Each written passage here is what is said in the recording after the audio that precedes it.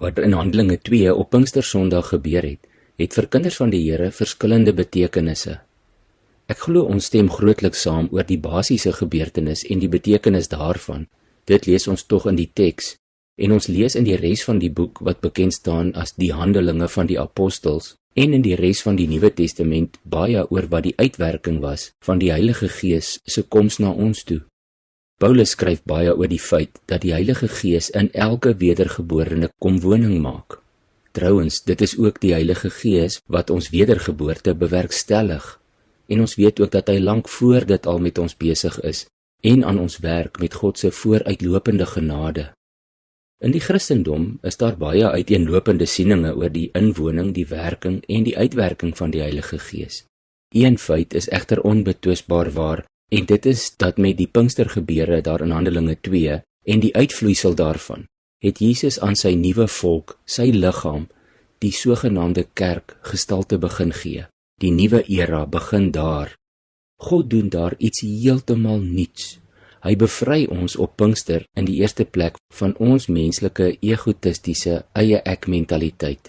Daarom dat die apostel Paulus so mooi vir Jesus napraat en sedert daardie dag ons almal se geestelike vereniging met God 'n wedergeboorte noem.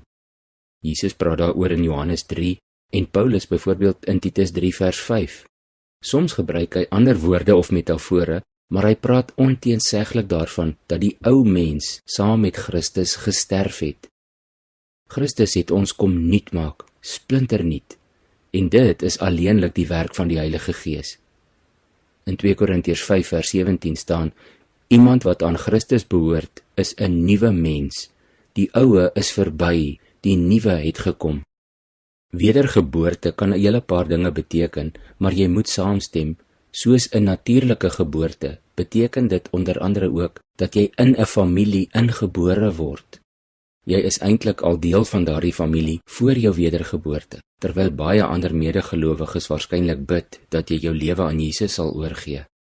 Hoor jy die mooi begrippe hier? Deel van God se globale familie. Ek is nie meer net 'n individu nie, en ek het my eie lewe aan Jesus oorgegee.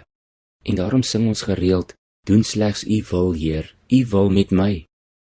Op Pinksterdag het God jou ook kom bevry van 'n selfsugtige, blinde, eie ek mentaliteit, van 'n ongesonde, selfbehepte ego.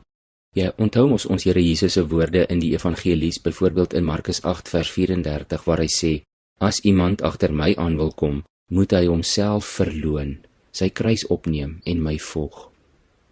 Kom ons bid saam. Here, baie dankie dat U met Pinkster ons ook kom bevry het van ons eie ego, van ons blinde eie ek mentaliteit. Help my vandag en elke dag om nie vasgevang te wees daarin nie. Dankie vir U belofte wat waar geword het, dat ons in U is en U in ons. Ons prys U heilige naam daarvoor. Amen.